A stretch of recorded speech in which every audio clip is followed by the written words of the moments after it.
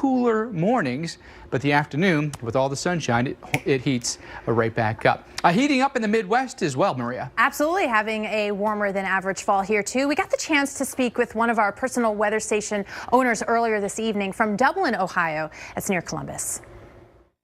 The unusual thing about this season is we did have a couple days where there was the chance of frost, and we did have spotty frost as a result.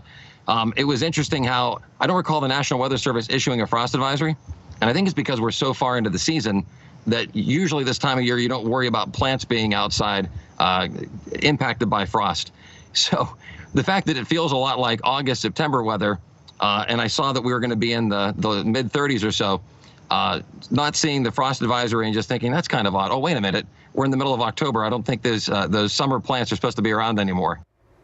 Interesting take on it. Very interesting. But that makes sense considering where we are in terms of average numbers and the month that really corresponds to. So you have a city like Rapid City, South Dakota, that forecast high tomorrow of 83, more in line with the end of June. So it really is off season here. Minneapolis 75, Chicago 77 degrees for tomorrow. And this is not a one and done.